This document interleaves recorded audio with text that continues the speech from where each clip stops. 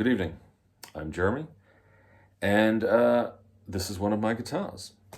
So, this is not a guitar channel, but obviously, I play guitar to some extent, and so guitars do form a fairly significant part of it. You know, they play a fairly pivotal role. And as I have very recently acquired this guitar, I thought that I would do a little video about it, especially since, as I've discovered, there is something of a dearth of videos on YouTube regarding this particular kind of guitar. So, without further ado, let us have at it. So this is a 12-string acoustic guitar, obviously. Specifically, this is a model called the V302. It's made by Ibanez, as you can hopefully tell from, oh gosh, this is awkward. There we go there, see, Ibanez. And if the information that I have about it is correct, if I have understood the serial number correctly and things like that, this was made in Japan in 1985. Now, the V302 models were made from 1978 to 1986. Now, just for clarity, I am not some kind of any kind of learned expert on these guitars. Almost everything I know about them is on a piece of paper just here, and I'm going to refer to it. But as I say, I had a look when I was first given it. When I was first given it, I immediately tried to do a bit of digging and find out, what kind of guitar is this? Because the friend who extremely generously gave it to me, very generously gave it to me, was not, in fact, himself a guitarist, and so didn't know a great deal about it, except that it sounded nice, apparently, or had done 30 plus years ago when he acquired it. So I did a bit of looking and managed to find, some forums and stuff, but didn't find a lot of videos on YouTube. There might have been 4 or 5, like at most. So I thought, it would only be polite for me to add to the noise. So as I say, this is a V302 12-string acoustic guitar. Well, it was an acoustic guitar. It's now an electrified acoustic guitar. So let me tell the story. So I played a gig a few weeks ago, a very, very small venue, lovely venue. If you've got 12 people there, it feels pretty full. It's good. And an old friend of mine and his wife came along unexpectedly. I didn't know they were coming, and that was very nice. And they, to my great relief, really enjoyed it. She really enjoyed the lyrics of my songs, and he really enjoyed my guitar playing. It's always nice. And so we were chatting afterwards, and about guitars and music generally and all that kind of thing. And then he mentioned, I've got this 12-string acoustic guitar. I was like, oh, I didn't know you played acoustic guitar. I don't. But possibly at a party, I can't remember. 30 plus years ago, a friend of his had owned this, and they'd been playing it, and my friend had thought, far out, that sounds just gorgeous. And in a moment of inspiration, purchased it from his friend, and then proceeded to not do a great deal with it for all of the 30 plus years that subsequently followed. My gig was on a Thursday night. That weekend, they came around and gave it to me, which I think was extremely decent of them. Now, as it had basically sat in some form of storage or other, and by storage I don't necessarily mean like a storage locker, I just mean it had not been played for 30 plus years, it was not living its best life. Some of the binding just up here was coming away, and clearly at some point somebody had tried to glue it back on, rather unsuccessfully. The machine heads were the original machine heads, and they were not living their best life. In fact, some of them were not really living at all. What else? Oh, and obviously the strings were 1 million years old. As I discovered, some of the pegs here in the bridge were a little bit sketchy. The nut was old, and it just generally it needed a bit of loving. So I gave it to my luthier, the wonderful Steve Barkman. Actually, it's probably a bit preposterous to call him my luthier. It would be more accurate to say that I am one of his customers. Steve is a wonderful fellow. I don't know if he's a scholar, but he's certainly a craftsman and a gentleman. He's done work on, I think he has worked on all but one of my guitars, which these days numbers 6, which is pretty cool. I'm quite stoked about that. He does wonderful work, and he makes his own guitars. Very, very nice. So I gave it to Steve, and so he's done a full setup. He's put a new set of machine heads on it, and he has also put a pickup in it. So now I can do this. It's pretty cool. Yeah, so, a little bit of information about the V302. So as I say, made from 1978 to 1976. They were made in Japan, which is usually a good sign. They came in a variety of finishes at different, possibly, maybe not through all of those years.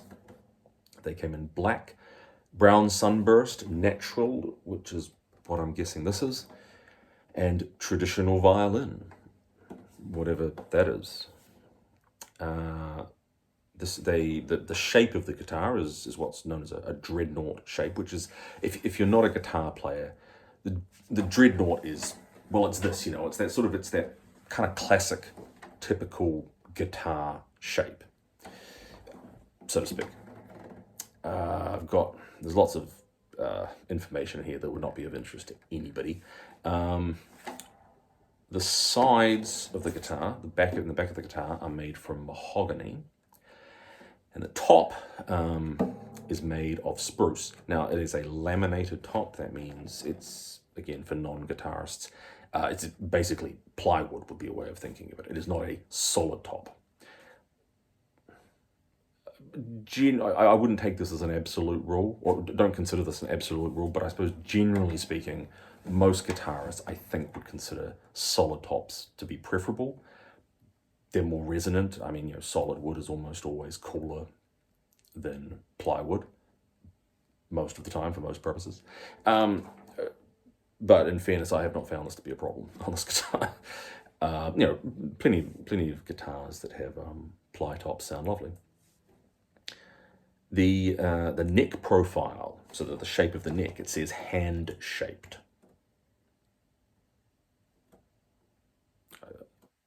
Yeah, I guess. I mean, they're certainly not testicle-shaped or foot-shaped, hand-shaped. The neck is made of mahogany. It's a single piece. The fretboard is made of ebonized rosewood. There's 20 frets. Yeah, da. Yeah. So, this is it, the V302. This is in fact, is almost as old as I am. I mean, not quite as old, but it's getting close. This is probably the closest thing I have to a vintage guitar. Yeah, and, well, I mean, I've talked about it, but let me play it. Now, as guitarists sometimes do in guitar videos, let me just play you my clean sound. So, by clean sound, what I mean is that I've muted my pedal board.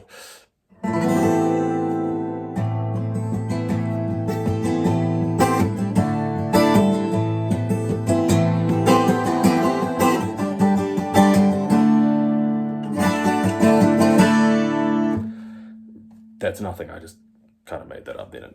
Not my best work, perhaps. But, so, on its own, it's pretty nice. Steve was pretty excited when he brought it back to me. He was like, it sounds incredible. Which I took as a positive, because until I actually got it back from him, I had not heard it. I mean, I'd had it, but, as I say, the strings were a million years old, it was out of tune, I hadn't even tried to play it. So I'd gone and commissioned him to do a bunch of work for which I was going to pay him without having any certainty as to how the guitar would sound. But I held on to the fact that my friend had said that he bought it because it sounded lovely, and I'd managed to find a few reviews of these and on forums and stuff, and everybody seemed to think that they sound pretty nice. So held on to that. Now, with a little bit of chorus and delay and reverb.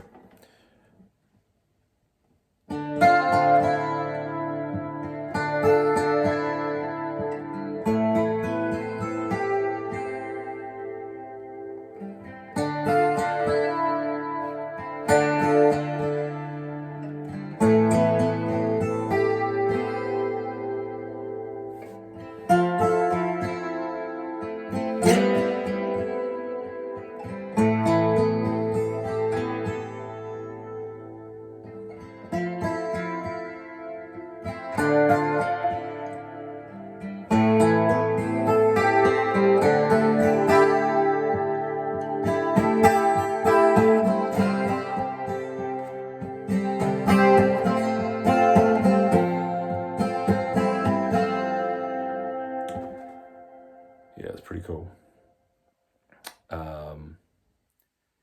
For those of you who are not particularly familiar with 12-string guitars, as I was not, the way 12 strings work is, well, first of all, this particular 12-string is tuned just the way a regular guitar is tuned, regular 6-string is tuned, and they came out of the factory tuned that way. I've been given to understand that 12-string guitars are quite often tuned down a whole step, so to D, well, starting at, with D rather than E, and that is, again, as I believe I understand it, primarily because you've got so many strings, there's so much tension going on the neck that it can be, keeping these in tune can be a bit of an issue. In this case, I've put 10 gauge strings on this, which is to say the lightest strings, the lightest strings, because there's two of them, are 10 gauge, and that's simply because that was the only pack that was available in the shop at the time. But anyway, so the way a 12-string guitar works is you have your 6 main strings, you could say, as a regular 6-string guitar would have, and then the first 4 strings, that is to say the 4 from the top, they are each doubled by a second string, which is an octave higher. Now, the 2 bottom strings, that is the highest, the strings that have the highest pitch, they are not doubled by a string that is an octave higher because, frankly, it would be so thin, it'd probably just break all the time. So these are instead simply doubled by another string that is exactly the same. So what you end up with is just this beautiful, almost harp-like sound, as you've heard before. It's quite incredible.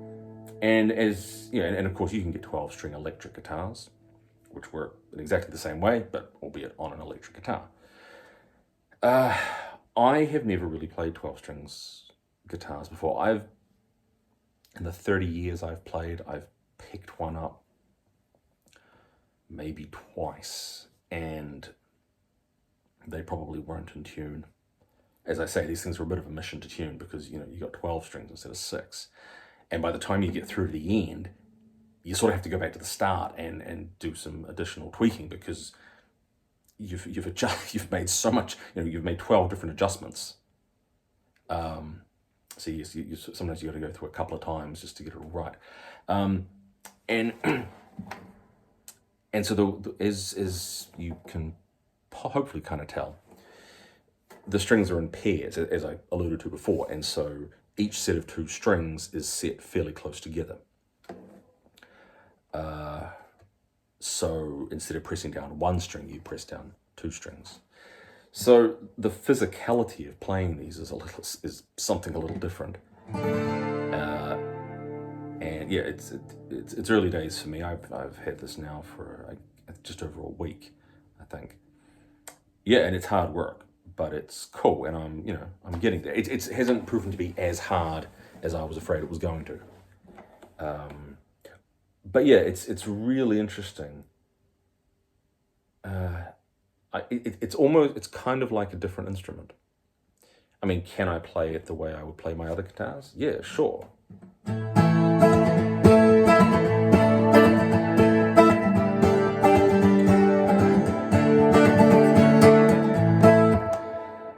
that's really cool. That song in particular is one I haven't played live for a while. And on a bit of a whim, I started playing on this the other night. I went, oh, wow, that's cool. I'm going to start playing that song again.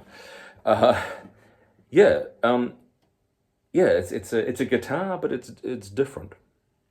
And so the thing I was playing before, that's just something that I've sort of started playing around with, and I'm hoping it's going to turn into something. I think it is.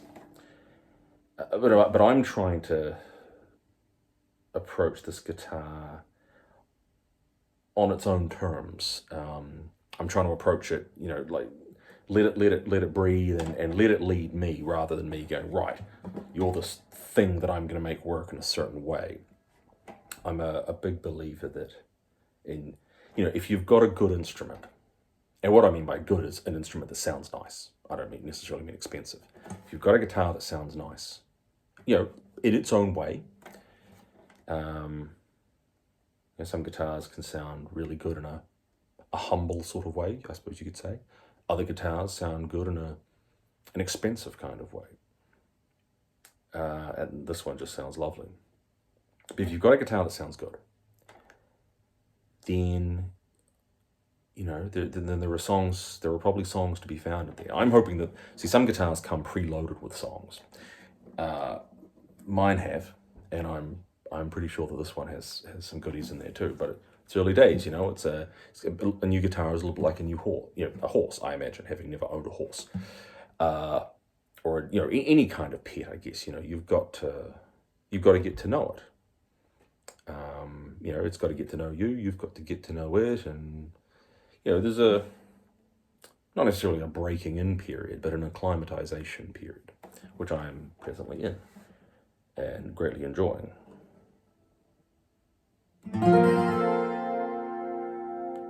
Yeah, it's very cool, and of course I want to play it and incorporate it into gigs. I already use 3 acoustic guitars. This will be 4. That seems, even for me, seems a little bit over the top. But you know what? Who cares? I mean, it sounds lovely. And a guitar that sounds lovely should be played and should be enjoyed. So yeah. Yeah, thank you very much, Mr. Steve Barkman, for the work you did on it. Sorry, I didn't actually clarify what he did. Whole new set of machine heads, new bridge, couple of new bridge pegs, I think. Fixed the binding, cleaned it all up, new nut, and yeah, that's right. And as I say, he put a pickup and a jack in it. Wonderful work. Thank you very much, Mr. Barkman. And thank you very much to my friend, who I shall leave unnamed. But I've never been given a guitar before. And to be given, and I'd been thinking sort of in recent months that, a 12-string, that could be pretty cool. I was starting to get this idea that it was sort of the missing piece in my collection. I've got a couple of electric guitars that I love, and then they sound different. And I've got my acoustic guitars, and they all sound different. And I had been thinking, a 12-string would be pretty cool. And so to have one given to me, and in the circumstances that it was pretty cool. So, on that note, this is the Ibanez V302. This is my guitar. There are many like it, but this one is mine. Have a good night.